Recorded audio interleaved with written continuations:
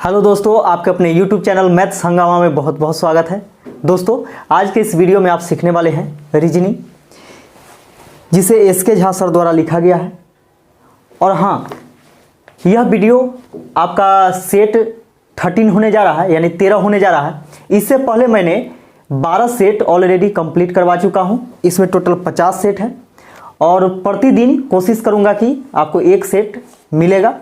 तो दोस्तों, अभी तक चैनल को सब्सक्राइब नहीं किए हैं तो प्लीज़ सब्सक्राइब कर लीजिए, और अभी तक उन वीडियो को नहीं देखे हैं जो वीडियो डाला गया है, उस वीडियो को भी जाकर के आप देखिएगा। बहुत ही आपको सीखने को मिलेगा और बहुत ही मज़ा आएगा। तो आइए दोस्तों, बिना देर किए हुए हम लोग क्या करते हैं कि क्वेश्चन को शुरू करते हैं और इसका पहला क्वेश्चन देखते हैं। दोस्तों, यहाँ पे समझिएगा कि इसका पहला क्वेश्चन के लिए निर्देश दिया गया है, यानी 1 और 2 क्वेश्चन इसमें है कि निम्नलिखित चित्र का अध्ययन करें और उस पर आधारित सवालों के जवाब दें। आपको आरेख में आरेख दिख रहा होगा, यानी चित्र दिख रहा होगा। तो यहाँ पे देखिएगा कि हम भी यहाँ पे बना लेते हैं, क्योंकि हमको किताब में दिख रहा है, आपको स्क्रीन पर दिख रहा है। तो देखिए यहाँ पे दोस्तों, इस प्रकार का है। ये वाला जो वृत्त है ना, यह रेखा गणित का है। ये रेखा गणित का है। ये जो है आपका बीज गणित का है, बीज गणित का है। और ये वाला जो है यह त्रिकोणमिति का है, त्रिकोणमिति का है। अब यहां पे देखिएगा दोस्तों कि इसमें आपको दिया गया है, इसे 15 लिखा गया है, यहाँ पे 20 है, ये 75 है, 35 है, सॉरी यहाँ पे 20 है, 20 है, इसमें 35 है, इसमें 50 है और इसमें 25 है। ठीक है, ये आरेख दिया गया है। आरेख एक बैच में बच्चों की पसंद को दर्शाता है। दोस्तों, यहाँ पे समझिएगा कि यह गोल घेरा जो है ना, इसके अंदर जितने भी बच्चे हैं वो सब रेखा गणित पसंद करने वाले हैं। इस घेरा के अंदर जितने भी है वो सब बीज गणित पसंद करने वाले हैं, और इस घेरा के अंदर जितने भी हैं वह सब त्रिकोणमिति पसंद करने वाले हैं। कुछ ऐसे बच्चे भी हैं जो कि तीनों पसंद करने वाले हैं, कुछ ऐसे बच्चे हैं जो कि दोनों पसंद करने वाले हैं। तो इस प्रकार दिया हुआ है। अब हम लोगों से पूछा गया पहला क्वेश्चन, इसका पहला क्वेश्चन है, आपको दिख रहा होगा कंप्यूटर स्क्रीन पर। पहला क्वेश्चन देखिएगा कि जो छात्र रेखा गणित की जगह त्रिकोणमिति को पसंद करते हैं उनका अनुपात क्या है। तो देखिएगा कि जो छात्र रेखा गणित के जगह त्रिकोणमिति को पसंद करते हैं, अब यहाँ पे समझिएगा कि रेखा गणित के जगह पर त्रिकोणमिति को पसंद करते हैं वैसे कितने छात्र हैं और उनका अनुपात क्या है।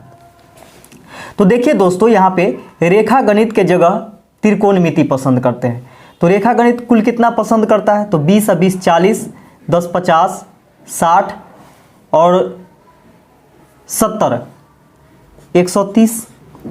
130 विद्यार्थी ऐसे हैं जो कि रेखा गणित पसंद करते हैं, जबकि त्रिकोणमिति कितना पसंद करते हैं। तो देखिए 35 और 45, 40 और 70, 110, 110 और 50, 160 और 20, 180, 180 हो गया। ये दोनों का अनुपात पूछा जा रहा है, यानी जितना भी रेखा गणित में पसंद करते हैं और जितना त्रिकोणमिति में पसंद करते हैं, इन सभी का रेशियो पूछा गया है। तो दोस्तों, यहाँ पे समझिएगा कि रेशियो में हम लोग क्या करते हैं कि काटते भी हैं।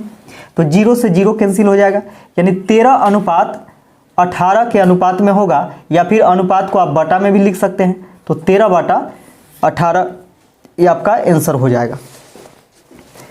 दोस्तों, इसका दूसरा क्वेश्चन देखिएगा। दूसरा क्वेश्चन बोला जा रहा है कि कुल कितने छात्र बीज गणित और त्रिकोणमिति पसंद करते हैं लेकिन रेखा गणित पसंद नहीं करते हैं। तो दोस्तों, यहाँ पे समझिएगा कि कुल कितने छात्र ऐसे हैं जो कि बीज गणित और त्रिकोणमिति पसंद तो करते हैं लेकिन रेखा गणित पसंद नहीं करते हैं। तो यहाँ पे देखिएगा कि 35 ऐसे छात्र हैं जो कि त्रिकोणमिति पसंद करते हैं। बीज गणित देखिए 25 छात्र पसंद करते हैं, 50 छात्र दोनों पसंद करते हैं। लेकिन हम लोगों से पूछा गया कि रेखा गणित के अंदर नहीं आना चाहिए, यानी एक घेरा के अंदर नहीं आना चाहिए, बाकी बात दोनों में आएगा तो ठीक है। तो यहाँ पे देखिए 25 और 35 कितना हो जाएगा, तो देखिए 35 प्लस 25 और प्लस में देखिए दोनों पसंद करने वाला भी इसमें आ जाएगा 50। तो हो जाएगा आपका 30 20 50 और 10 60, 60 प्लस 50 यानी 110। 110 छात्र ऐसे हैं जो कि बीजगणित और त्रिकोणमिति तो पसंद करते हैं लेकिन रेखा गणित पसंद नहीं करते हैं। तो 110 हो जाएगा जो कि ऑप्शन नंबर बी में दिया गया है। दोस्तों अगला क्वेश्चन देखिएगा, तीसरा नंबर क्वेश्चन है कि यदि 1 जनवरी 2007 को सोमवार था, 1 जनवरी 2007 को यदि सोमवार था तो 31 दिसंबर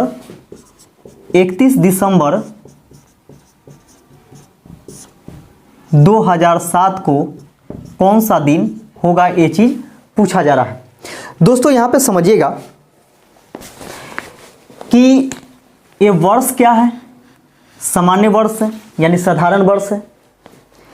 साधारण वर्ष में हमेशा ध्यान में रखिएगा कि 1 जनवरी को जो दिन होगा ना, उसी वर्ष में 31 दिसंबर को वही दिन होगा। जो दिन से शुरू होगा वर्ष वही दिन से लास्ट भी करता है। दोस्तों यहां पे समझिएगा कि एक ही वर्ष का बात बोला जा रहा है, यानी 2007 के बारे में ही जिक्र किया गया है कि 1 जनवरी को यानी 1 जनवरी 2007 को यदि सोमवार था तो 31 दिसंबर यानी उसी साल का अंतिम दिन कौन सा दिन होगा। तो यहां पे नोट दे करके लिख लीजिएगा कि साधारण वर्ष में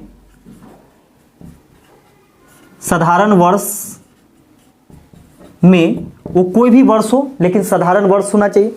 साधारण वर्ष में 1 जनवरी को जो दिन होगा वही दिन 31 दिसंबर को होगा।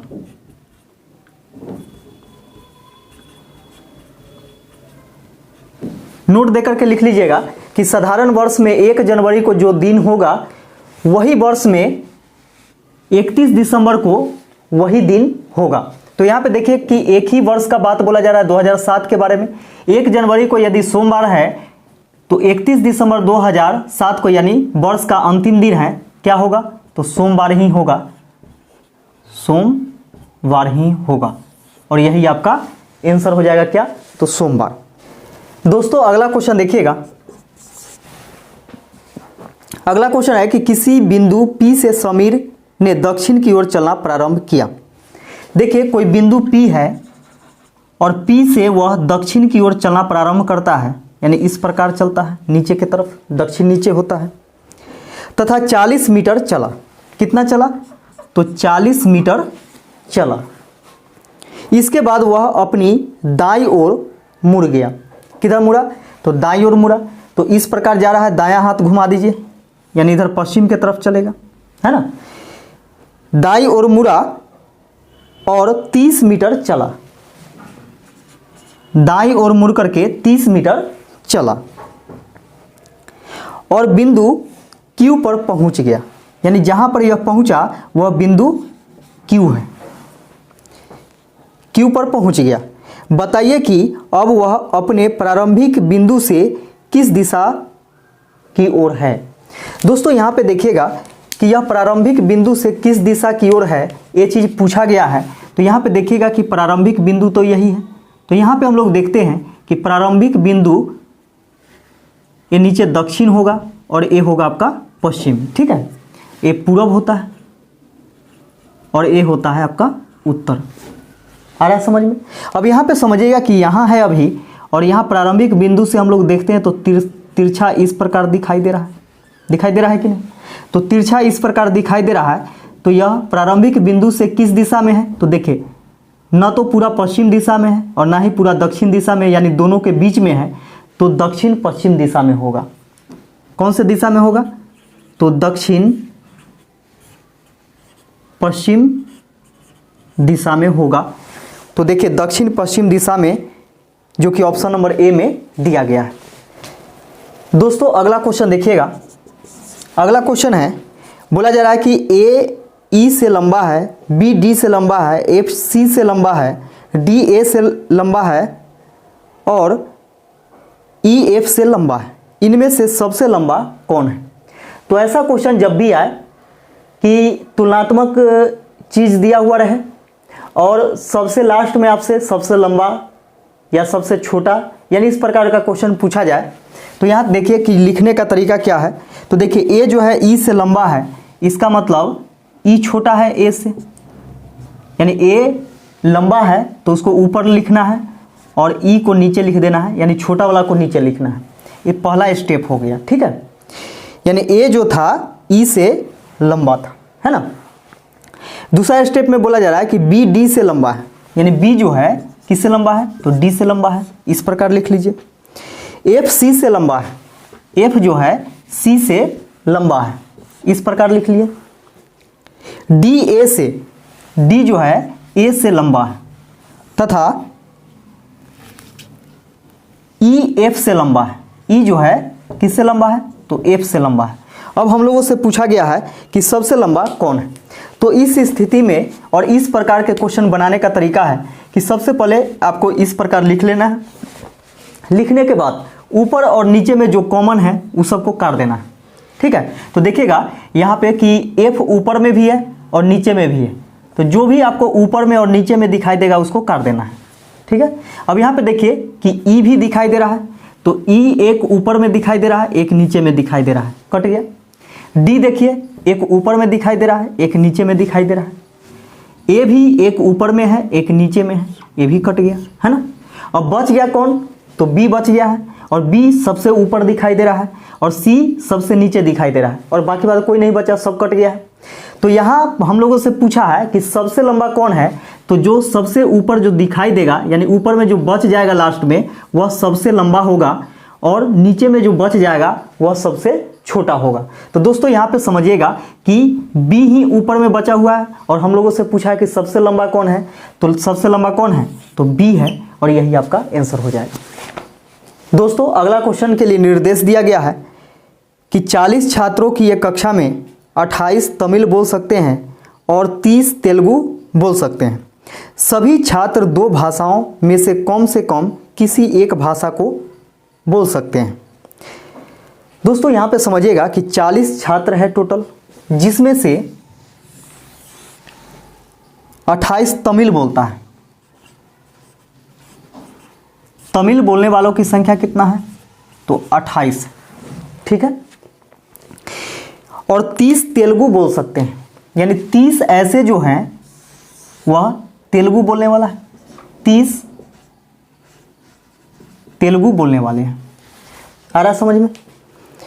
टोटल छात्र कितना है? तो 40 है। पहला क्वेश्चन देखिएगा इसका, यानी छठा नंबर क्वेश्चन। बोला गया कि छात्रों की वह संख्या मालूम करें जो केवल तेलुगु बोल सकते हैं। यहाँ पे समझिएगा दोस्तों, केवल तेलुगु बोलने वाले, यहाँ पे देखिए कि टोटल कितना छात्र है? तो 40 छात्र है। टोटल जो है वह 40 छात्र है, जबकि ये दोनों को हम जोड़ते हैं तो कितना आता है? तो 58 आता है, 58 छात्र आता है, ठीक है। तो यहाँ पे देखिएगा कि टोटल जोड़ने के बाद 58 आ रहा है, यानी 28 + 30 कितना? तो 58। जबकि है छात्र कितना? तो 40 छात्र है। तो कुल छात्रों की संख्या इसमें से घटा देते हैं, और जो आपका 18 छात्र आया वह 18 छात्र दोनों भाषा के ज्ञाता है, यानी तमिल भी बोलता है और तेलुगु भी बोलता है। अब दोस्तों यहाँ पे समझिएगा कि 30 ऐसे हैं जो कि तेलुगु बोलते हैं। हम लोगों से पूछा गया है कि छात्रों की वह संख्या मालूम करें जो केवल तेलुगु बोल सकते हैं, यानी तेलुगु केवल बोल सकते हैं, वैसे विद्यार्थियों की संख्या निकालना है। तो दोस्तों यहाँ पे समझिएगा कि यहाँ पे बोला गया था कि 30 ऐसे हैं जो कि तेलुगु बोलते हैं, जिसमें से 18 ऐसे जो हैं छात्र या फिर लोग जो कि तमिल भी बोलते हैं और तेलुगु भी बोलते हैं, यानी तमिल के लिए भी शामिल है और तेलुगु के लिए भी शामिल है। जबकि हम लोगों से पूछा गया है कि सिर्फ तेलुगु बोलने वाला, तो 30 छात्र टोटल है, उसमें से हम दोनों भाषा बोलने वाला को घटा देते हैं, तो जो बचेगा वह सिर्फ तेलुगु बोलने वाला होगा, है ना। तो यहाँ पे देखिए 30 में से 18 घटाएंगे तो कितना बच जाएगा, 12 बचेगा। यानी 12 छात्र ऐसे हैं जो कि सिर्फ तेलुगु बोलने वाले हैं। तो इसका आंसर हो जाएगा क्या, तो 12 हो जाएगा। अगला क्वेश्चन देखिएगा दोस्तों, अगला क्वेश्चन है 7 नंबर कि छात्रों की वह न्यूनतम संख्या मालूम करें जो तमिल और तेलुगु दोनों बोल सकते हैं। दोस्तों यहाँ पे समझिएगा कि छात्रों के वह न्यूनतम संख्या ज्ञात करना है जो कि तमिल और तेलुगु दोनों बोल सकते हैं। तो यहाँ पे देखिए दोस्तों कि 18 ऐसे लोग हैं जो कि तमिल भी बोलते हैं और तेलुगु भी बोलते हैं। तो कुल कितना है, तो 18 है और 18 ही आपका सही आंसर हो जाएगा। अगला क्वेश्चन देखिएगा, इसी पर आधारित है 8वां नंबर क्वेश्चन कि छात्रों की वह संख्या मालूम करें जो केवल तमिल बोल सकते हैं। दोस्तों यहाँ पे समझिएगा कि केवल तमिल बोलने वालों की संख्या, तो यहाँ पे समझिए कि तमिल बोलने वालों की संख्या कितना है, तो 28 है, जिसमें से 18 व्यक्ति ऐसे हैं जो कि तमिल और तेलुगु दोनों बोलते हैं, है ना। तो 18 व्यक्ति को हम इसमें से घटा देते हैं, 28 में से 18 व्यक्ति घट जाएगा, तो जो बचेगा वह सिर्फ तमिल बोलेगा, है ना। हम लोगों से बोला गया कि सिर्फ तमिल बोलने वालों की संख्या क्या है, तो कुल व्यक्तियों की संख्या यानी तमिल बोलने वाले कुल व्यक्तियों की संख्या में से हम दोनों भाषाओं को बोलने वाला संख्या को घटा देते हैं। तो 28 में से 18 घटाइएगा तो कितना बचेगा, तो 10, यानी 10 व्यक्ति ऐसे हैं जो कि सिर्फ तमिल बोलते हैं। तो दोस्तों यही इसका आंसर था। दोस्तों अगला क्वेश्चन देखिएगा 9वां नंबर, इसमें बोला गया है 3 बराबर 0, 4 बराबर 4, 5 बराबर 8, 6 बराबर 12, 7 बराबर व्हाट, यानी व्हाट के स्थान पर क्या आएगा। दोस्तों यहाँ पे समझिएगा यह रीजनिंग है, कोई मैथ नहीं है।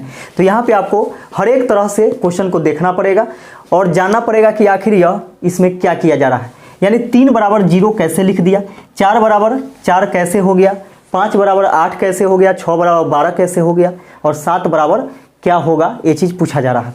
दोस्तों यहाँ पे समझिए, हम लोग देख पा रहे हैं कि एक अगर अल्टरनेट को हम देखते हैं, जैसे में 3 के बाद सीधा 4 को देखते हैं, यानी इसका पहला और इसका पहला देखते हैं तो 1 का वृद्धि हो रहा है। फिर इसमें देखिए इसका पहला और इसका पहला देखते हैं तो इसमें भी 1 का वृद्धि हो रहा है।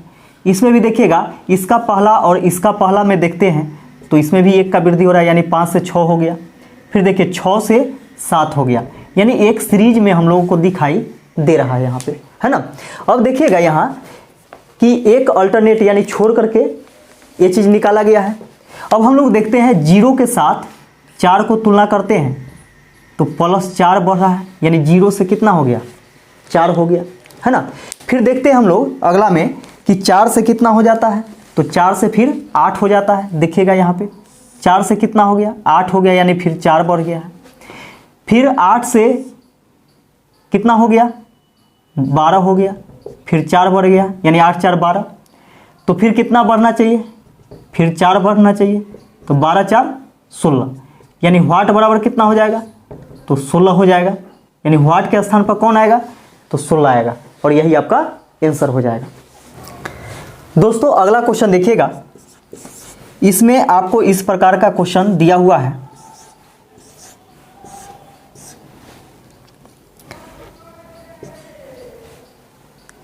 देखिएगा इस प्रकार से दिया हुआ है।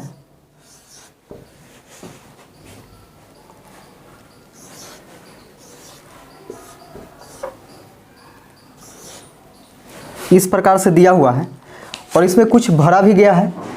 क्या भरा गया है, तो देखिए इसमें 4 है, इसमें 9 है और इसमें 6 है।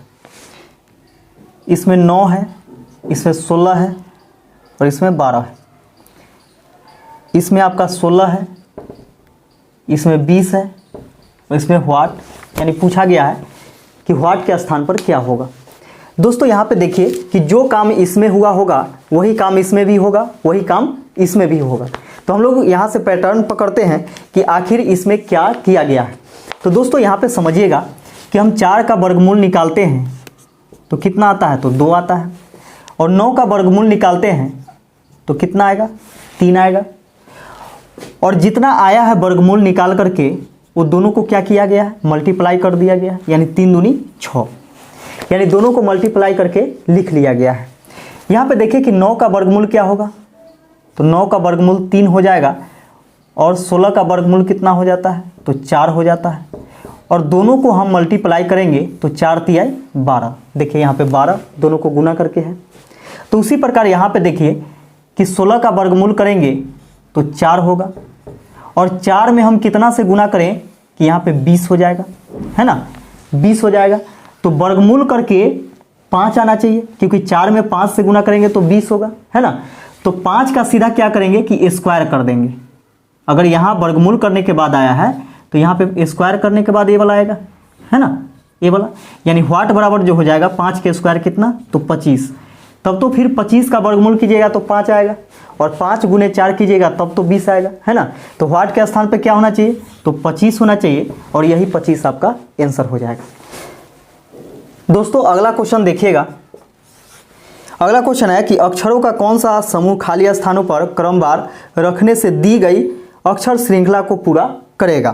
तो यहाँ पे देखिएगा कि खाली स्थान है बी सी ए, खाली स्थान फिर है बी सी बी, इसका फिर खाली स्थान है ए है बी है, सॉरी डबल ए है, यहाँ पे डबल ए बी सी, फिर खाली स्थान सी और ए है, यानी खाली स्थान के जगह पर क्या भरा जाएगा। तो देखिए खाली स्थान जो है वहाँ पे क्या भरा जाएगा, ये चीज़ हम लोगों से पूछा है। तो सबसे पहले क्या करते हैं कि सभी लेटर को गिन लेते हैं, जो खाली स्थान है उसको भी। 1 2 3 4 5 6 7 8 9 10 11 12 13 14 15 16 17 18, 18 को है, यानी 6 गुने 3 छत्री 18, या फिर 3 गुने 6 के रूप में यह टूटेगा, है ना। अगर 3 को हम लोग लेते हैं, जैसे माने चलिए कि 3 को लेते हैं, अगर 3 को तोड़ते हैं तो देखिए यहाँ पे 3 को इस प्रकार तोड़ेंगे, इस प्रकार। तो यहाँ पे समझिए कि यहाँ पे ए नहीं है तो ए होगा, यहाँ पे ए होगा, ए बी सी, यहाँ देखिए बी सी ए, यहाँ पे देखिए A B C A B सी, फिर यहाँ पे बी सी ए। तो यह एक श्रृंखला में यानी सीरीज में लिखा गया है कि देखिए A B C B C A B C B C A B C B C A, है ना। तो देखिए कि एक सीरीज में है, और यही चीज़ भरा जाएगा, क्या भरा जाएगा, तो ए भरा जाएगा इसमें, इसका फिर ए भरा जाएगा, फिर सी भरा जाएगा, फिर बी भरा जाएगा, यानी डबल ए सी बी आपका आंसर हो जाएगा। दोस्तों अगला क्वेश्चन के लिए निर्देश दिया गया है प्रश्न संख्या 12 से 14 के लिए कि एक परिवार में 6 व्यक्ति ए बी सी डी ई और एफ है, जिसमें 2 विवाहित जोड़ा है, 2 विवाहित जोड़ा है, यानी 4 जो ऐसे हैं, 4 व्यक्ति जो कि विवाहित हैं, है ना। डी ए की दादी और बी की माँ है। अब यहाँ पे समझिएगा कि डी जो है ए की दादी है, तो ए की दादी कौन है, डी है, जो कि बी की माँ है, यानी बी की माँ है कौन, तो डी, बी की माँ है ना, और ए की दादी, ए की दादी है। तो सोचिए कि दादी हम लोग किसको बोलते हैं, पिता के माँ को बोलते हैं, है ना, पिता के माँ को दादी बोलते हैं। तो यहाँ से कन्फर्म हो रहा है कि देखिए डी जो है बी की माँ है और ए की दादी है, यानी यह स्त्री होगी, है ना। तो इसको हम लोग माइनस से इस प्रकार डोनेट कर देते हैं, ठीक है, डिनोट करते हैं यहाँ पे माइनस से। लेकिन देखिएगा यहाँ पे कि बी जो है ए का चाचा भी तो हो सकते हैं, है कि नहीं, यानी चाचा के भी माँ जो होगी वो भी तो दादी होगी, क्योंकि पिताजी के भाई को चाचा बोलते हैं। तो अभी इसको हम रहने देते हैं, लेकिन ये जो बी होगा वह ए से एक जनरेशन ऊपर होगा, है ना। अब देखिए सी बी की पत्नी है, सी जो है बी की पत्नी है। अब यहाँ पे देखिए सी जो है किसकी पत्नी है, तो बी की पत्नी है। तो सी बी की जब पत्नी होगी तो यहाँ पे देखिए कि यह माइनस होगा, तो बी सी का पति होगा, ये प्लस हो गया, है ना।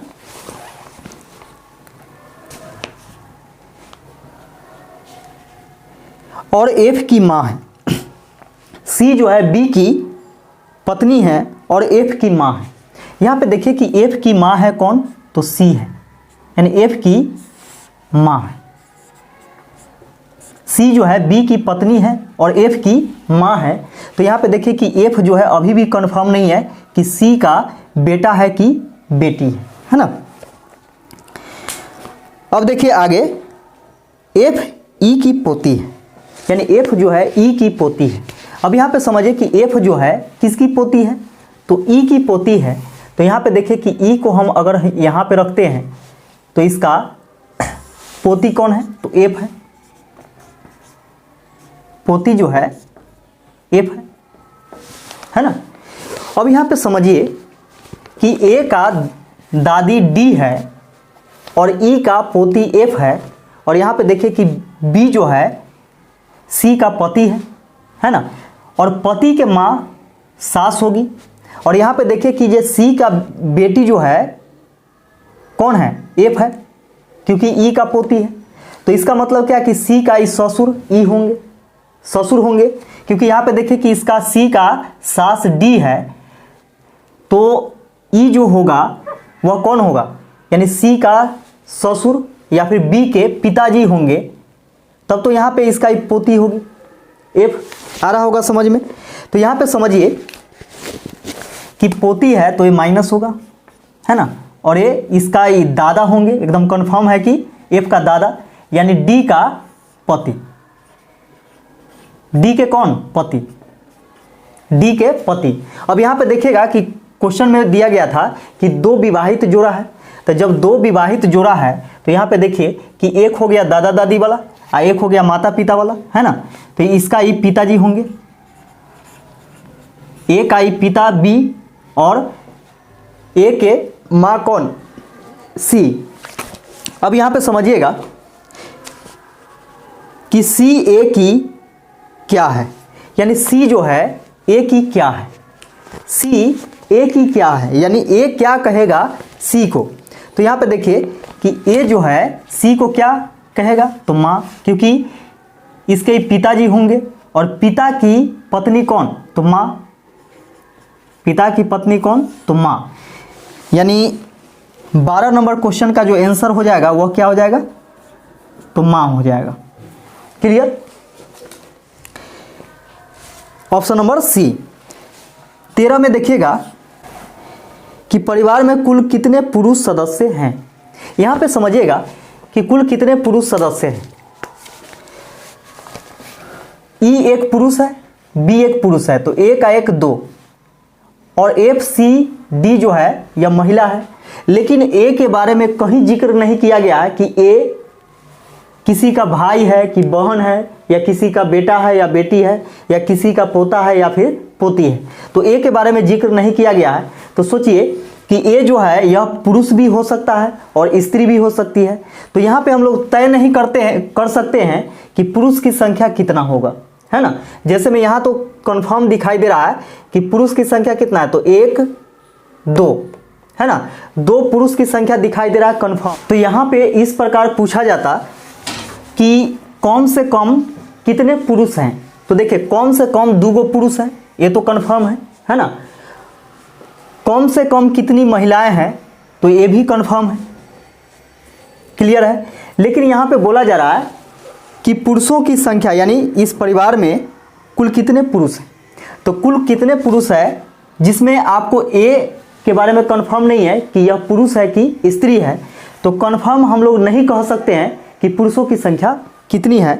तो ऑप्शन नंबर सी हो जाएगा कि तय नहीं किया जा सकता है, यानी तय नहीं किया जा सकता है कि पुरुषों की संख्या कितना होगा। तो 13 का आंसर क्या हो जाएगा, तो सी हो जाएगा। 13 का आंसर क्या हो जाएगा, सी तय नहीं किया जा सकता है। 14 नंबर क्वेश्चन का देखिएगा आंसर क्या होगा। तो 14 नंबर क्वेश्चन में बोला गया कि निम्नलिखित में से कौन सा सत्य है, आपको दिख रहा होगा। तो ए एफ का भाई है क्या, ए जो है एफ का भाई है, कंफर्म नहीं कर सकते हैं। भाई या बहन तो होबे करेगा, है ना, क्योंकि एफ के भी माँ है सी और ए का भी माँ सी है, लेकिन एफ का ए भाई है कि बहन ए कंफर्म नहीं है, तो इसका मतलब यह सत्य नहीं है, असत्य है। हम लोगों से सत्य पूछा है, तो बी नंबर देखिएगा कि एफ ए की बहन है। तो देखिएगा कि एफ जो है ए की बहन है, तो देखिए एफ जो है ए की बहन है, तो बिल्कुल कंफर्म है कि ए की बहन एफ है, क्योंकि यहाँ पे देखिए कि पहले ही बोल दिया था कि ई के पोती कौन है, एफ है, यानी यह लड़की है एफ, है ना, तो ए का ई बहन होगी, यानी एफ जो है ए की बहन है, तो यही सत्य है। फिर भी देख लेते हैं हम लोग C number, D number. D के 2 पोते हैं, तो देखिए डी के 2 पोते हैं, तो एगो पोती है, कंफर्म है, ठीक है। अब ई पोता है कि पोती है, कंफर्म नहीं है। अभी भी क्या है कि एगो तो पोतिए है, दूगो में से एगो पोतिए है, और यहाँ पे बोला जा रहा है कि 2 पोते हैं, ये गलत बोल रहा है। डी में देखिएगा कि बी के 2 पुत्रियां हैं, तो देखिए बी के पास 2 पुत्रियां हैं, तो एक पुत्री एफ है जो कि कंफर्म है, लेकिन ए जो है ये इसका पुत्र है कि पुत्री है, ये कंफर्म नहीं है। तो इसका आंसर क्या हो जाएगा, तो इसका आंसर हो जाएगा ऑप्शन नंबर बी, जो कि एफ ए की बहन है, यानी एफ जो है ए की बहन है। ऑप्शन नंबर 20 का सही आंसर हो जाएगा। दोस्तों अगला क्वेश्चन देखिएगा। अगला क्वेश्चन कह रहा है क्या कि यदि किसी घड़ी में वास्तविक समय 12:40 हो रहा है, वास्तविक समय यानी सही रियल जो टाइम है वह 12:40 हो रहा है, तो प्रतिबिंब समय कितना होगा। दोस्तों यहाँ पे समझिएगा कि प्रतिबिंब समय हम लोगों से पूछा है, तो ऐसा प्रश्न जब भी आए तो आपको क्या करना है कि 24 में से घटा देना है, यानी टोटल जो होता है दिन रात मिला करके वह 24 घंटा होता है, तो 24 में से आपको क्या करना है कि इसको घटा देना है ना। अब देखिए 12 में से भी घटाया जाता है और 24 में से भी घटाया जाता है, तो 12 में से कब घटेगा, तो 12 में से घटेगा जैसे 6 बज करके कुछ मिनट, 5 बज के कुछ मिनट, 3 बज के कुछ मिनट, इस प्रकार दिया हो रहेगा, तब 12 बजे में से आपको घटाना होगा, ठीक है। लेकिन यहाँ पे देखिएगा कि 12 बज के कुछ मिनट, तो इसे 12 बजे में से कैसे घटाइएगा, तब आपको क्या करना होगा कि 24 बजे में से घटाना होगा। तो यहाँ पे देखिए कि 24 बजा दिए और 24 बजे में से आपको क्या करना है कि घटा देना है 12:40। तो यहाँ पे देखिए कैसे घटाते हैं हम लोग, तो बहुत आसान तरीका है। अब यहाँ पे देखिए कि 1 घंटा हम यहाँ से कॉमन लेते हैं, 1 घंटा अगर हम इधर लेते हैं तो 60 मिनट हो जाएगा, क्योंकि 1 घंटा बराबर 60 मिनट होता है।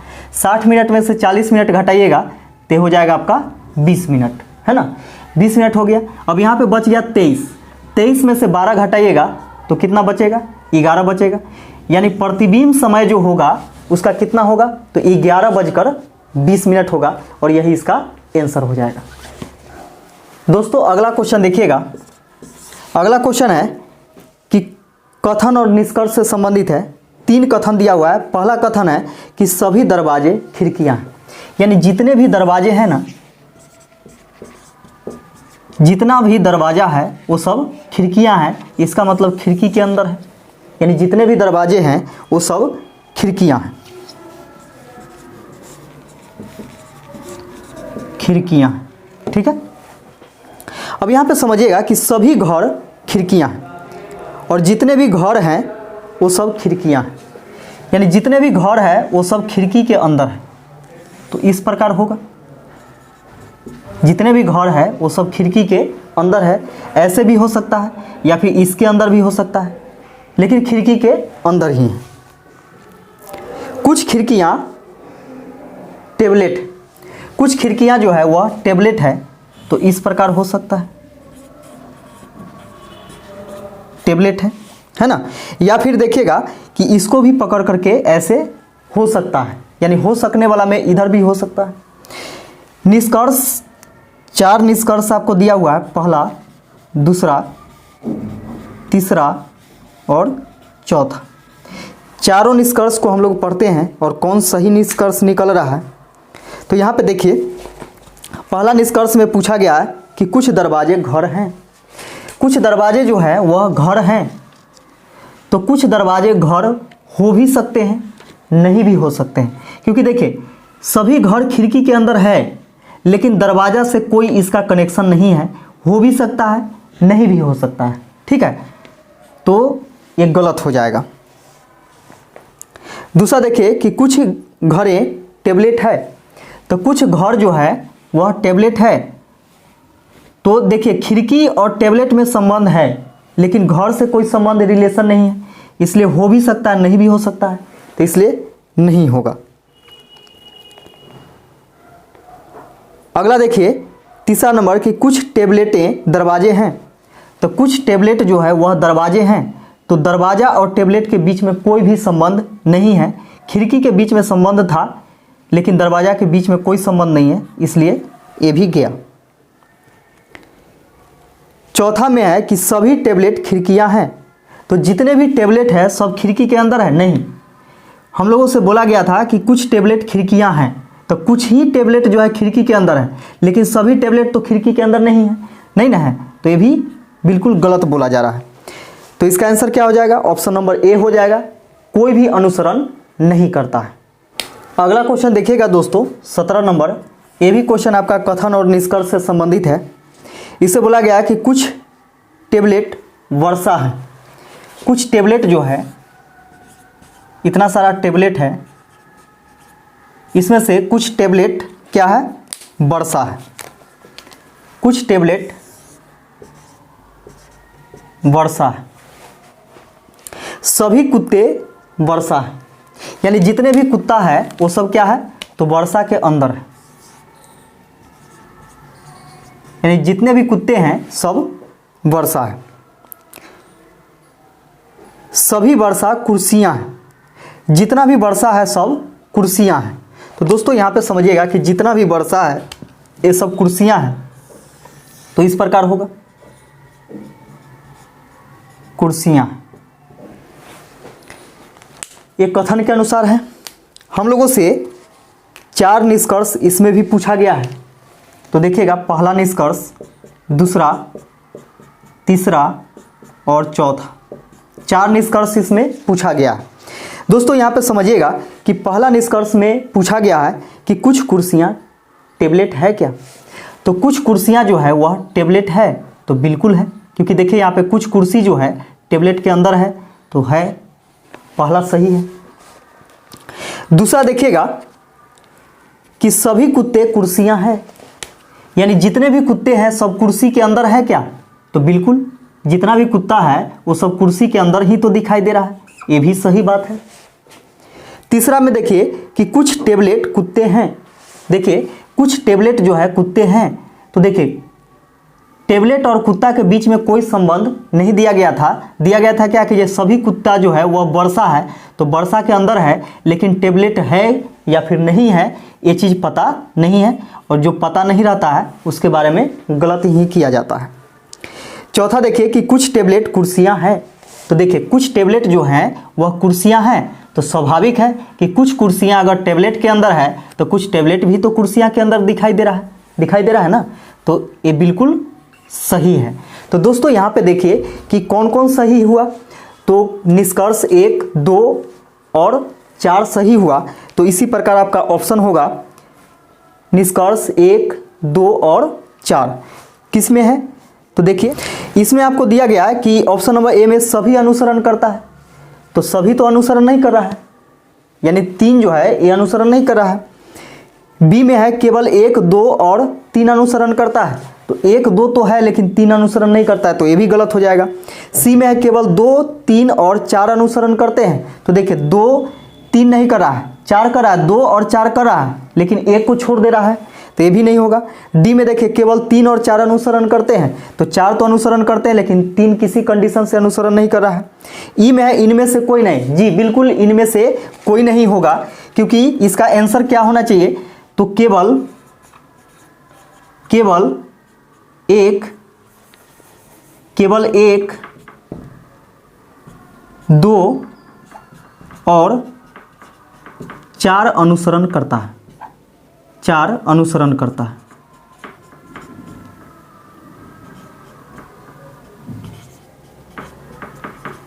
इसका क्या आंसर होता? केवल 1, 2 और 4 अनुसरण करता है।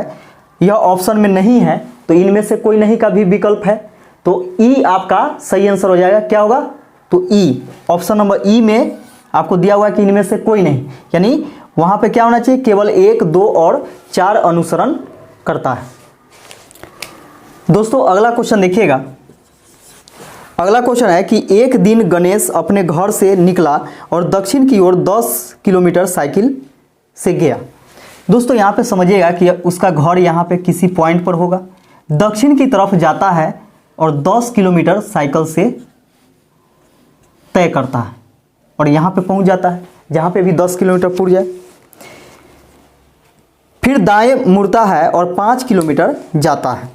दाएं मुड़ करके 5 किलोमीटर जाता है तो देखिए दाएं मुड़ाएंगे इस प्रकार और 5 किलोमीटर जाएगा तो 10 के आधा होगा 5 किलोमीटर। दाएं मुड़ करके 5 किलोमीटर जाता है। फिर दाहिना मुड़ा और 5 किलोमीटर गया। अच्छा, दाहिना मुड़ करके 5 किलोमीटर गया, चलिए ठीक है। पुनः दाहिने मुड़ा और 10 किलोमीटर गया। पुनः दाएं मुड़ता है और 10 किलोमीटर जाता है। दोस्तों यहाँ से समझिएगा कि दाएं जब मुड़ेगा तो ऊपर की तरफ जाएगा और 10 किलोमीटर जाता है यानी इसके बराबर चला जाएगा। यहाँ से मान के चलिए ये 10 किलोमीटर यानी इसके बराबर यहाँ पे फिर पहुँच गया दाएं मुड़ करके। इसका देखिएगा और अंततः बाएं मुड़ा और 10 किलोमीटर साइकिल से गया। फिर बाएं मुड़ता है और 10 किलोमीटर साइकिल से जाता है तो बाएं मुड़ेगा तो इस प्रकार इधर आएगा पश्चिम की तरफ और यहाँ पे 10 किलोमीटर का दूरी तय करता है। वहां से सीधी रास्ते पर चलते हुए घर जाने के लिए उसे कितने किलोमीटर साइकिल चलानी होगी?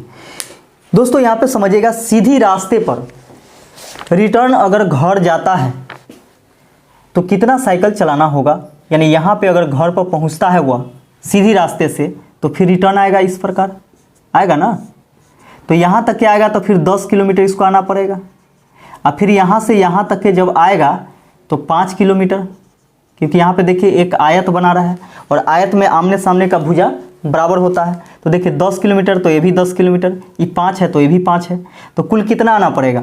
यहाँ से यहाँ इसको सीधी रास्ते पर यानी रिटर्निंग जब आएगा तो कितना 10 और 5 15 किलोमीटर, 10 + 5 यानी 15 किलोमीटर दूरी तय करना पड़ेगा और यही इसका सही आंसर हो जाएगा।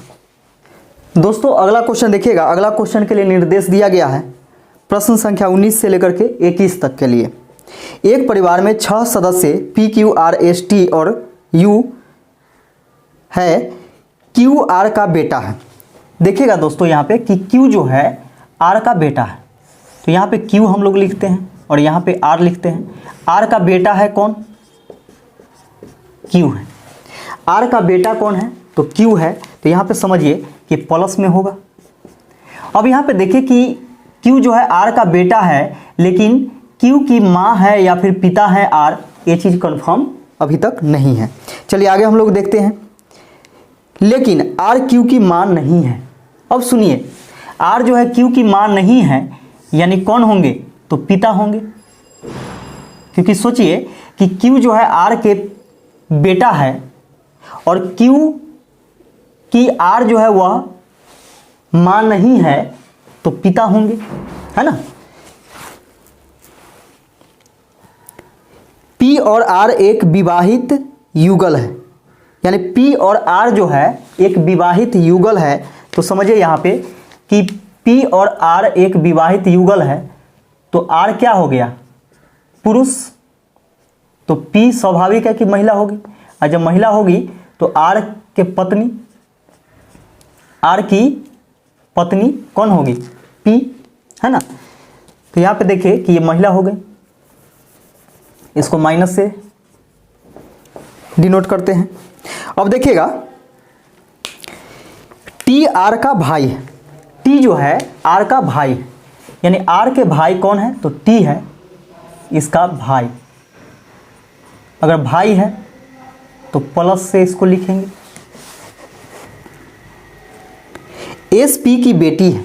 S जो है P की बेटी है, यानी P की एक बेटी है S, बेटी है तो माइनस से होगा। U Q की बहन है, U जो है Q की बहन है। एक रिलेशन और दे रखा है कि U जो है Q की बहन है, U जो है Q की बहन है तो माइनस हो जाएगा।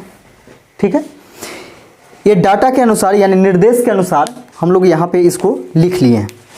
अब इसका पहला क्वेश्चन पूछा जा रहा है यानी 19 नंबर क्वेश्चन कि P का बेटा कौन है।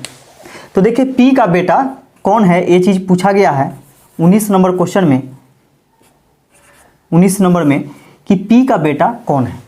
अब यहाँ पे समझिए कि P का बेटा यानी R का बेटा Q है तो P का भी बेटा होगा। और यहाँ पे देखिए कि Q की बहन U है और S जो है P की बेटी है, तो ये भी कन्फर्म है। S और U जो है आपस में क्या है, बहन है। जबकि यहाँ पे देखिए Q जो है U का भी भाई है और S का भी भाई है, क्योंकि पहले ही बोल दिया था कि Q जो है R का बेटा है, इसलिए प्लस में लिखे थे। तो यहाँ पे बोला गया है यानी पूछा गया कि P का बेटा कौन है, तो P का बेटा कौन है तो Q है। P का बेटा कौन है तो Q है, तो आंसर हो जाएगा कौन, तो option number D, option number D में है Q। अगला क्वेश्चन देखिएगा 20 नंबर की परिवार में पुरुषों और महिलाओं का अनुपात क्या है। परिवार में पुरुषों और महिलाओं का अनुपात हम लोगों से पूछा है, यानी मेल और फीमेल का अनुपात पूछा गया है। तो कुल मेल कितना है, तो देखिए यहाँ पे 1 2 3, 3 को पुरुष है और महिला कितना है, तो 1 2 3, 3 को महिला है, तो 3 पुरुष है 3 महिला है, यानी काटेंगे इसको तो 1:1 के अनुपात में होगा, यानी 1:1, जो कि ऑप्शन नंबर डी में दिया गया है। हाँ, 21 नंबर क्वेश्चन है कि U के कितने भाई हैं। यहाँ पे देखिए कि U के कितने भाई हैं, तो एक के वो भाई है कौन, Q है कि नहीं, तो 21 नंबर हो जाएगा एक भाई, यानी ऑप्शन नंबर डी कितना, तो 1 भाई है ना। डी में क्या है, 1 है, तो U के पास एक ही भाई है, कौन है, Q है ना। तो देखिए कितना आसानी से बन गया। बस इस सिस्टम को क्या करना है कि फॉलो करना है, अप्लाई करना है कि कैसे कैसे इसको लिखना है, ताकि क्वेश्चन का आंसर सही से दिया जा सकता है। दोस्तों अगला क्वेश्चन देखिएगा, अगला क्वेश्चन है कथन एवं निष्कर्ष से। कथन पढ़ते हैं कि सभी महिलाएं विवाहित हैं, यानी जितने भी महिलाएं हैं वो सब क्या है, विवाहित है, यानी जितना भी महिलाएं हैं ना वो सब विवाहित के अंदर है, इसका कहने का मतलब होता है विवाहित के अंदर है। कुछ महिलाएं शिक्षित हैं, यानी इसमें से कुछ महिलाएं जो है वह शिक्षित है। दोस्तों यहाँ पे समझिएगा कि महिला अगर कुछ इसमें से शिक्षित होगी तो विवाहित को क्रॉस करके जाएगी महिला में, क्योंकि बोला जा रहा है कि कुछ महिलाएं जो है वह शिक्षित है, शिक्षित। यहाँ से 2 कथन दिया गया था, आगे 2 निष्कर्ष है। तो देखिए निष्कर्ष में क्या पूछा जा रहा है। पहला निष्कर्ष पूछा जा रहा है कि कुछ विवाहित शिक्षित है, कुछ विवाहित जो है वह शिक्षित है। तो देखिएगा यहाँ पे कुछ विवाहित भी तो शिक्षित के अंदर में नजर आ रहा है, क्योंकि महिलाएं अगर इसके अंदर है विवाहित के अंदर और महिलाएं का बात बोला है शिक्षित होने का, तो सोचिए कि ये विवाहित को क्रॉस करके ही जाएगा, यानी कुछ विवाहित जो होगी शिक्षित के अंदर आएगी, है ना। तो बिल्कुल सही है, पहला निष्कर्ष बिल्कुल सही है। दूसरा देखिएगा कि कुछ शिक्षित विवाहित है, तो कुछ शिक्षित ऐसे हैं जो कि विवाहित है, तो बिल्कुल है। कुछ विवाहित भी शिक्षित के अंदर है तो कुछ शिक्षित भी विवाहित के अंदर है, तो दूसरा जो निष्कर्ष है वो भी बिल्कुल सही बोला जा रहा है। तो यहां से आपका ऑप्शन नंबर ए हो जाएगा इसका सही आंसर। 1 और 2 दोनों पालन करते हैं। अगला क्वेश्चन देखिएगा दोस्तों, 23 नंबर क्वेश्चन है कि निम्नलिखित के बीच समानता ढूंढें। क्या क्या दिया हुआ है, जुलाई है, अक्टूबर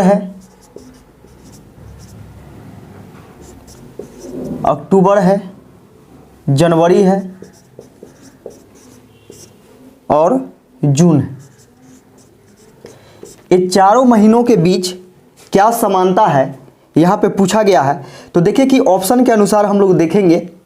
ऑप्शन नंबर ए में है कि इनमें अपने बाद वाले आने वाले महीनों की तुलना में अधिक दिन होते हैं।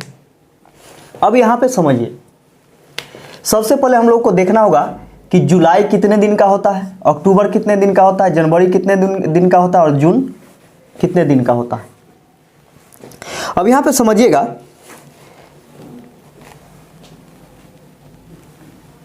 जुलाई जो होता है ना वह 31 दिन का महीना होता है, ठीक है।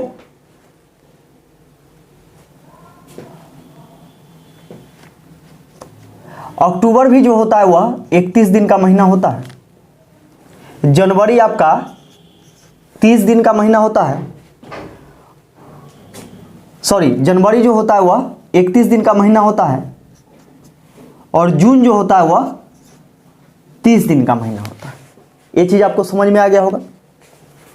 जुलाई 31 दिन का महीना होता है, अक्टूबर 31 दिन का होता है, जनवरी 31 दिन का होता है, जबकि जून जो होता है वह 30 दिन का महीना होता है।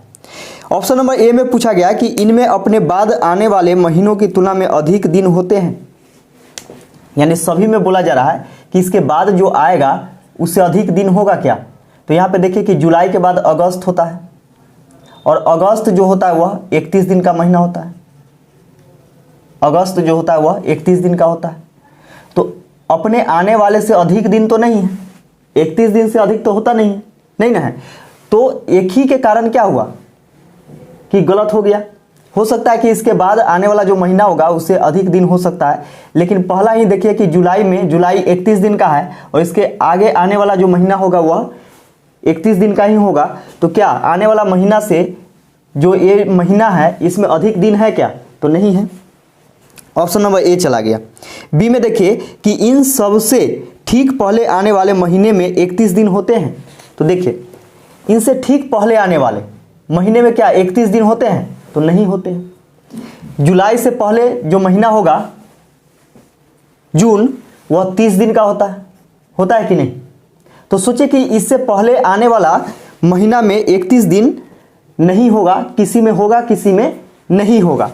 तो इस सिचुएशन में भी ऑप्शन नंबर बी बिल्कुल सही नहीं जा रहा है, बिल्कुल गलत है।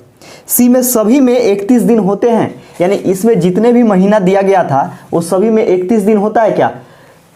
तो 3 गो में तो 31 दिन दिखाई दे रहा है, लेकिन जून में नहीं है। जून के कारण क्या हुआ कि ये भी ऑप्शन आपका बिल्कुल गलत हो गया। डी में देखिए कि इनके बीच कोई स्पष्ट समानता नहीं है। बिल्कुल आपका डी नंबर ऑप्शन सही होगा कि इनके बीच कोई स्पष्ट समानता नहीं है। देखिए दोस्तों, अगला क्वेश्चन आपको दिख रहा होगा 24 नंबर। कृपया नीचे दी गई जानकारी एवं 2 कथनों को सावधानी पूर्वक पढ़ें और दिए गए सवालों का जवाब दें। कई अभिभावकों ने स्कूल एक्स के प्रशासन विभाग से निवेदन किया है कि वे स्कूल में टाई पहनने के नियम को समाप्त कर दें। यानी बहुत सारे ऐसे अभिभावक हैं, यानी गार्जियन हैं, पेरेंट्स हैं, जो कि स्कूल एक्स यानी कोई स्कूल है उसके प्रशासन विभाग से निवेदन किया है कि वे स्कूल में टाई पहनने के नियम को समाप्त कर दें। यानी टाई जो पहन करके बच्चा आता है उसका नियम समाप्त कर देने के लिए बोला गया है। देखिएगा इसका पहला निष्कर्ष क्या निकाला जा सकता है, या पहला तर्क है, 2 तर्क दिया गया है।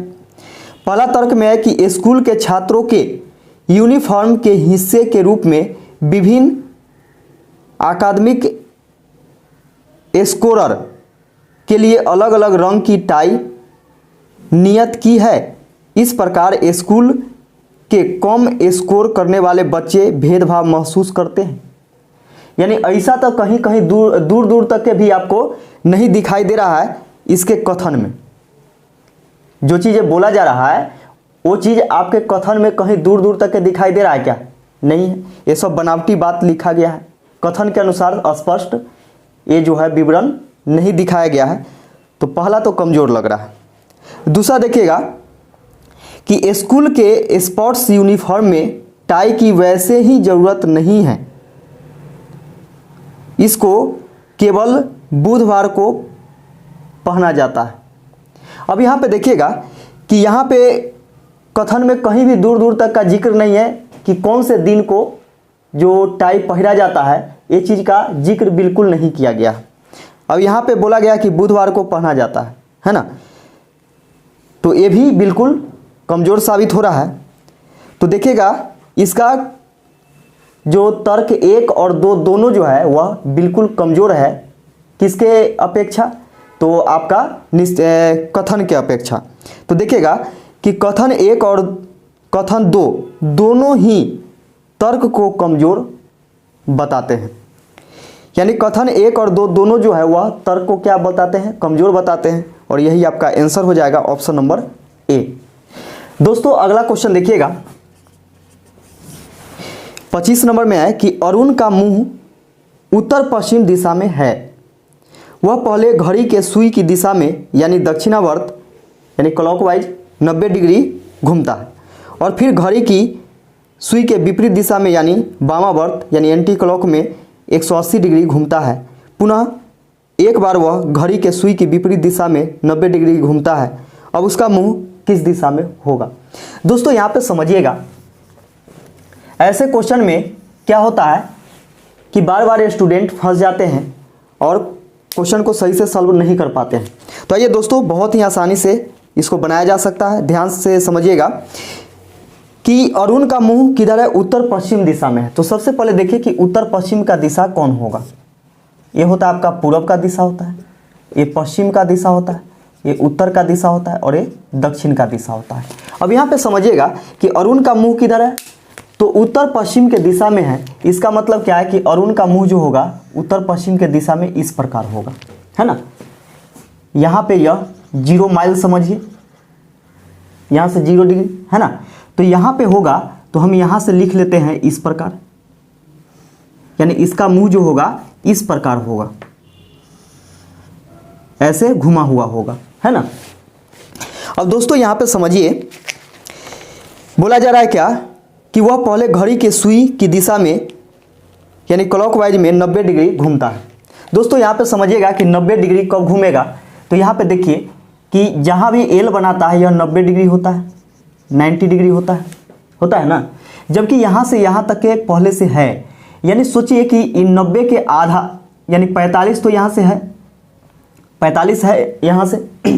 अब इसको 90 घूमना है, तो 90 घूमना है तो 45 तो है ही है यहाँ, अब 45 और घूमेगा। जैसे इस प्रकार आएगा, इसका 45 आधा करेंगे 90 का, तो ये भी 45 हो जाएगा। तो देखिए 45 45 कितना हो जाएगा? 90 हो जाएगा।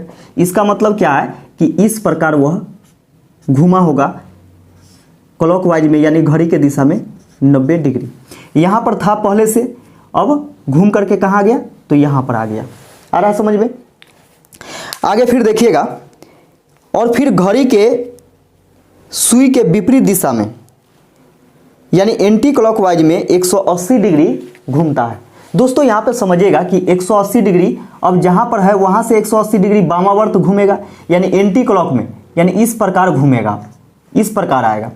तो दोस्तों यहाँ पे समझिएगा कि जब इस प्रकार आएगा घड़ी के विपरीत दिशा में, तो 180 कहाँ आएगा? तो आप जानते होंगे कि सीधी रेखा जहाँ पर बनाता है वहीं 180 होता है ना। तो इस प्रकार आएगा यहाँ पर, तब तो एंटी क्लॉक में यानी घड़ी के विपरीत दिशा में 180 आ पाएगा, 180 डिग्री, यानी बिल्कुल इसके सीधा यहाँ पे अब आ गया, इस दिशा में आ गया, है ना। और फिर आगे देखिए, पुनः एक बार वह घड़ी के सुई के विपरीत दिशा में 90 डिग्री घूमता है। फिर देखिए कि घड़ी के सुई के विपरीत दिशा में, तो विपरीत दिशा में कहने का मतलब क्या है कि फिर एंटी क्लॉक में ही वह घूमता है कितना? तो 90 डिग्री, ठीक है। तो 90 डिग्री घूमता है, तो यहाँ पे देखिए, यहाँ पर आया है, अब 90 डिग्री घूमेगा, तो यहाँ पर है, जैसे मान के चलिए कि यहाँ पर है ना, 90 डिग्री घूमेगा तो 45 इस प्रकार, और फिर यहाँ से यहाँ ये वाला 45, तब तो 90 होगा, यानी इस प्रकार घूम जाएगा यहाँ से यहाँ 90 डिग्री, है ना, क्योंकि घड़ी के विपरीत दिशा में, सुई के विपरीत दिशा में घूमेगा, यहां पे आ जाएगा। अब बोला जा रहा है क्या, अब उसका मुंह किस दिशा में है। दोस्तों यहां पे समझिएगा कि उसका मुंह किस दिशा में है, ये चीज हम लोगों से पूछा गया है। तो यहां पे समझिए, ये पूरब होता है और ये दक्षिण होता है ना। और यहां देखिए कि पूरब और दक्षिण के बीच में है। अभी जो है इसका मुंह पूरब और दक्षिण के बीच में है, यानी दक्षिण पूर्व हो जाएगा, दक्षिण पूरब। दक्षिण पूरब दिशा में इसका मुंह अभी है और यही इसका सही आंसर हो जाएगा। दोस्तों अगला क्वेश्चन के लिए निर्देश दिया गया 26 से लेकर के 30 तक के क्वेश्चन के लिए। इन प्रश्नों के उत्तर देने के लिए निम्नलिखित जानकारी को ध्यान से पढ़िए। दोस्तों आपको दिख रहा होगा 7 व्यावसायिक ABCDEF और G अपने अपने व्यवसाय की अलग अलग शहरों चेन्नई, बेंगलोर, हैदराबाद, मुंबई, अहमदाबाद, जयपुर और भुवनेश्वर में प्रैक्टिस कर रहे हैं। यानी 7 व्यक्ति हैं, यानी 7 व्यावसायिक हैं जो कि अलग अलग शहरों में अपना प्रैक्टिस कर रहे हैं। पर जरूरी नहीं है कि इसी क्रम में, यानी जो क्रम में दिया हुआ है उस क्रम में नहीं है। कोई व्यवसाय होगा, किसी का कोई व्यवसाय होगा, कोई कहीं होगा, कोई कहीं होगा, यानी इस प्रकार है। ऐसा नहीं कि ABCDEFG लिख दिया है तो इसी क्रम में, ऐसा नहीं। अब यहां पे देखिए हर एक का अलग अलग व्यवसाय है। डॉक्टर, इंजीनियर, फार्मासिस्ट, वकील, काउंसलर, प्रोफेसर और कलाकार। पर जरूरी नहीं कि इसी क्रम में। अब दोस्तों यहां पे समझिए, यहां से हम लोग को कितना चीज पता चला और इसको हम लोग कैसे एडजस्ट करेंगे, ये चीज मेन मायने रखता है। समझिएगा यहां पे कि इस प्रकार के प्रश्न बनाने से पहले आपको ये चीज जानना पड़ेगा कि आखिर दिया हुआ क्या क्या चीज है और उसको हम कैसे कैसे अप्लाई करेंगे। तो दोस्तों यहां पे हम लोगों को 3 चीज इतना पढ़ने के बाद पता चला कि एक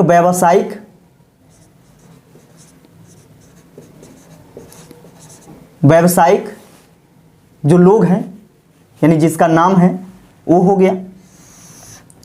दूसरा पता चला शहर का नाम, शहर का नाम, यानी कौन कौन से शहर में कौन लोग यानी अपना प्रैक्टिस कर रहे हैं। और तीसरा जो है वह है व्यवसाय, यानी इस प्रकार हम लोगों को दिया गया है डाटा, है ना। यहां से हम लोग क्या करते हैं कि आदमी का नाम लिख लेते हैं और आदमी को आप उसी क्रम में लिख सकते हैं, कोई दिक्कत नहीं है। ABCDEF और G 7 व्यक्ति हैं और इस क्रम में आप लिख सकते हैं, कोई यहां से प्रॉब्लम नहीं होने वाला है। लेकिन और भी चीज दिया हुआ है, उसको आप ऐसे डायरेक्ट नहीं लिख सकते हैं, यानी जो दिया गया है डायरेक्ट आप नहीं लिख सकते हैं। अब यहां पे समझिएगा,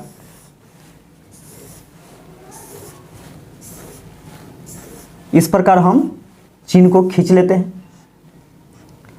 ये चीज हो गया। अब दोस्तों आगे पढ़ते हैं और जैसे जैसे बोला जा रहा है वैसे वैसे हम लोग पालन करेंगे इसका। देखिए ये फार्मासिस्ट है और भुवनेश्वर में प्रैक्टिस करता है। अब यहाँ पे देखिए कि कंफर्म डाटा दिया गया है कि ये फार्मासिस्ट है और भुवनेश्वर में प्रैक्टिस करता है। तो ये देखिए ये कहाँ पे है, कौन से शहर में है, तो भुवनेश्वर में है। ये कहाँ है, तो भुवनेश्वर में है। और क्या करता है, तो फार्मासिस्ट का प्रैक्टिस करता है। तो उसका व्यवसाय क्या है, तो फार्मासिस्ट है।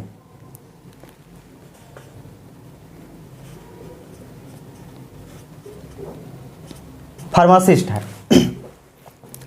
अगला देखिएगा कि डी बेंगलोर में प्रैक्टिस करता है।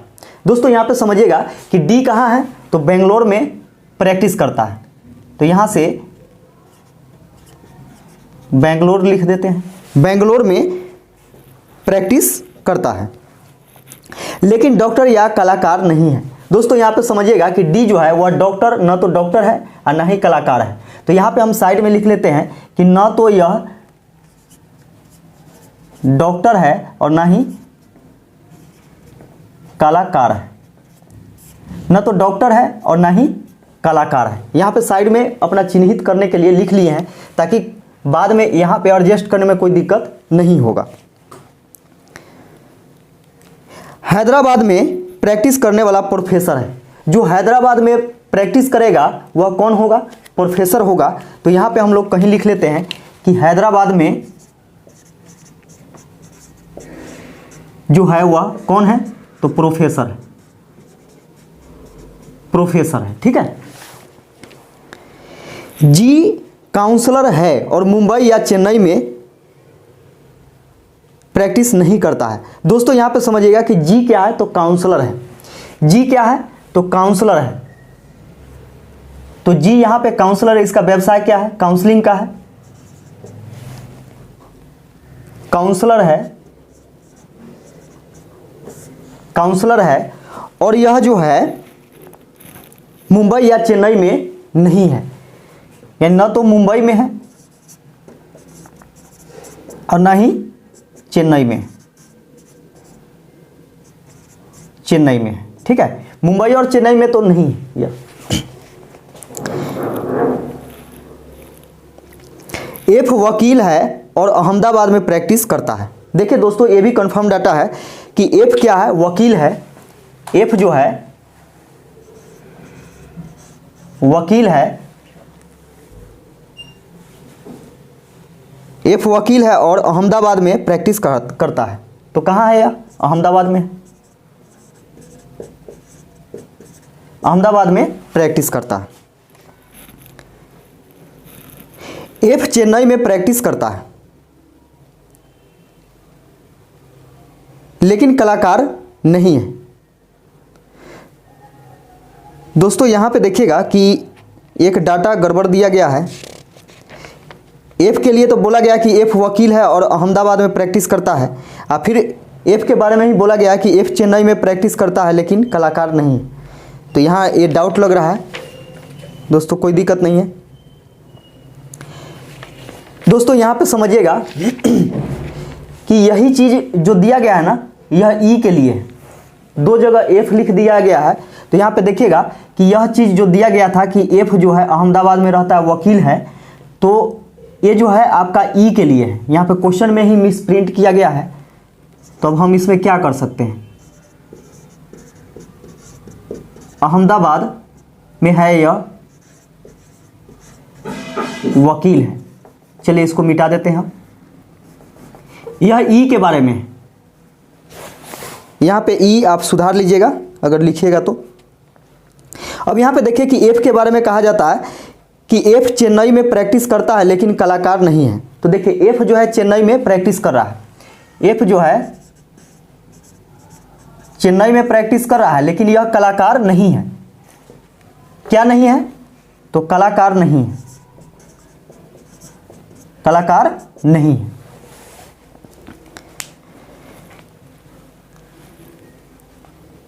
सी मुंबई में प्रैक्टिस करता है। दोस्तों यहाँ पे समझिएगा कि सी जो है वह कहाँ प्रैक्टिस कर रहा है? तो मुंबई में, यानी सी जो है मुंबई में प्रैक्टिस कर रहा है। इतना डाटा क्लियर है। अब यहाँ पे देखिएगा दोस्तों, अब यहाँ से हम लोग को पता चल रहा है क्या कि एफ जो है चेन्नई में है लेकिन कलाकार नहीं है। तो न तो एफ कलाकार है और ना ही डी कलाकार है। ठीक है। तो एफ और डी तो कलाकार नहीं हो सकता है। तो यहाँ पे देखिए कि कलाकार कौन हो सकता है? या तो बी होगा नहीं तो सी होगा, है ना। बी या सी में से कोई हो सकता है। फिर आगे देखिए कि यहाँ पे हम लोग देख पा रहे हैं कि जी जो है वह मुंबई और चेन्नई में नहीं रहता है। तो मुंबई और चेन्नई में नहीं रहता है, जिसमें से चेन्नई में कौन रहता है? तो एफ चेन्नई में रह रहा है। तो चलिए चेन्नई का कहानी खत्म है। चेन्नई का कहानी अब यहाँ से ख़त्म कर देते हैं। अब देखिए हैदराबाद में जो रहता है ना वह प्रोफेसर है। दोस्तों यहाँ पे समझिए, यहाँ से एक फिक्स स्टेटमेंट हम लोग को यहाँ से पता चल रहा है कि दो जगह खाली होना चाहिए। दो जगह खाली होना चाहिए कि जो हैदराबाद में रहता है वह प्रोफेसर है। तो दोस्तों यहाँ पे समझिए कि सब में आपको एक एक जगह खाली है। मुंबई में रहता है खाली जगह है, बेंगलोर में रहता है खाली जगह है, चेन्नई में रहता है खाली जगह है, यहाँ पे देखिए काउंसलर रहता है यहाँ खाली जगह है। जबकि यहाँ पे देखिए जो हैदराबाद में रहता है वह प्रोफेसर होना चाहिए। तो इसका मतलब क्या है कि दो जगह खाली होना चाहिए, यानी हैदराबाद वाला और प्रोफेसर वाला। तो यहाँ पे देखिए बी जो है वह है इसमें आपका दो खाली है ना। तो यहाँ पे देखिए इसी में होगा आपका कौन से शहर में रहता है बी, तो हैदराबाद में, हैदराबाद में रहता है और क्या है तो प्रोफेसर है, प्रोफेसर है। ये चीज समझ में आ गया होगा। अब यहां पे समझिए, अब यहां पे देखिएगा कि डी जो है वह न तो कलाकार है और न ही डॉक्टर है, और एफ भी कलाकार नहीं है। देखिए न एफ और डी कलाकार है और दुइये गो के बच्चल है यहाँ पे, यहाँ देखिएगा ये तीन गो का बचा हुआ है। तो न तो एफ कलाकार होगा और ना ही डी कलाकार होगा। तो एक के गो के बच रहा है यहाँ पे सी जो कि मुंबई में रहता है, और इसी का यहाँ पे बचा हुआ है कि क्या है। तो देखिए कि जब डी और एफ कलाकार नहीं हो सकता है तो कौन हो सकता है, सी हो सकता है, होवे करेगा, ये कलाकार हो जाएगा कौन, सी। अब देखिए यहां पे देखिए कि डी जो है वह डॉक्टर नहीं है। अब यहां पे समझिए कि डी जो है वह डॉक्टर नहीं है, तो डॉक्टर कौन होगा, तो जी तो होगा नहीं क्योंकि यह काउंसलर है पहले से। अब जब डी डॉक्टर नहीं होगा तो एक के को जगह बचल है कौन, एफ के लिए, तो ये हो जाएगा डॉक्टर, ये डॉक्टर हो गया है ना। अब दोस्तों यहां पे समझिए कि डॉक्टर कलाकार डी नहीं है, तो चलिए डॉक्टर कलाकार नहीं है, कोई दूसरा कुछ होगा है ना। तो दोस्तों यहां पे समझिए कि अब एक कोई बच गया है, इसको हम लोग पढ़ते हैं इंजीनियर। इंजीनियर का जिक्र कहीं नहीं है, जबकि इंजीनियर के लिए एक जगह खाली है जो कि कौन होगा, डी होगा, यानी डी क्या हो जाएगा तो इंजीनियर हो जाएगा।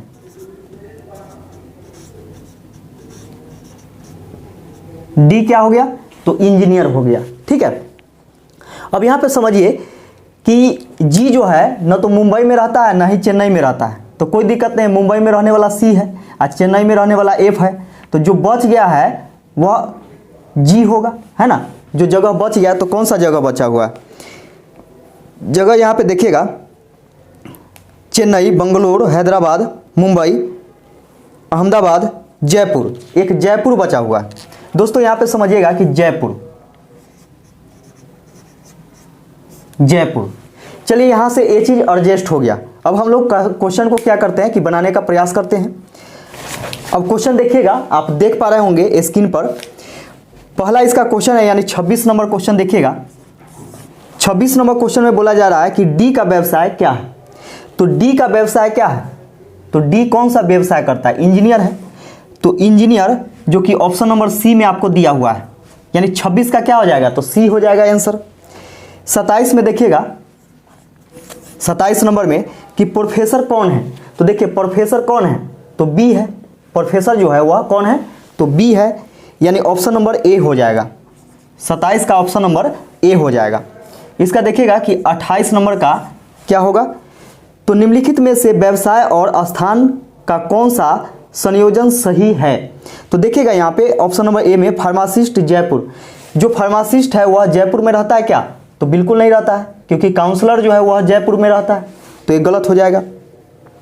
बी में देखिएगा कि इंजीनियर चेन्नई में रहता है क्या, तो देखिए इंजीनियर जो है वह चेन्नई में नहीं जबकि बेंगलुरु में रहता है, ठीक है, बेंगलोर में रहता है। सी में देखिएगा कि डॉक्टर बेंगलोर में रहता है क्या, तो बेंगलोर में रहता है, वह इंजीनियर है, डॉक्टर तो है नहीं। अब डी में देखिएगा कि कलाकार मुंबई में रहता है क्या, तो देखिए कलाकार मुंबई में रहता है, बिल्कुल सही है, यानी ऑप्शन नंबर डी इसका सही हो जाएगा, यानी 28 का डी हो जाएगा। अगला क्वेश्चन देखिएगा 29 नंबर कि निम्नलिखित में से कौन सा व्यक्ति जयपुर में काम करता है। तो देखिएगा दोस्तों यहाँ पे जयपुर में कौन काम करता है, तो जयपुर में जी काम करता है। जयपुर में कौन काम कर रहा है तो जी काम कर रहा है ना। तो इसका आंसर हो जाएगा जी, यानी ऑप्शन नंबर बी, यानी 29 का हो जाएगा ऑप्शन नंबर बी हो जाएगा। 30 देखिएगा लास्ट क्वेश्चन है इसका कि डॉक्टर कौन है। तो देखिए डॉक्टर कौन है, तो यहाँ से देखिएगा डॉक्टर कौन है, तो एफ है, डॉक्टर जो है कौन है, तो एफ है, यानी इसका एफ हो जाएगा आंसर, जो कि कोई भी ऑप्शन में आपको नहीं दिया हुआ है। यहाँ पे देखिए बकलोल टाइपर के क्या किया है कि ई नंबर ऑप्शन दे दिया है। अब सोचिए ई देवे नहीं किया है, ई देवे नहीं किया है और ई नंबर ऑप्शन दे दिया है। चलिए दोस्तों, तो ये चीज़ आपको समझ में आ गया होगा, ठीक है। तो आज के वीडियो में बस इतना ही, फिर हम लोग मिलते हैं नेक्स्ट वीडियो में। वीडियो देखने के लिए आप सभी को बहुत बहुत धन्यवाद।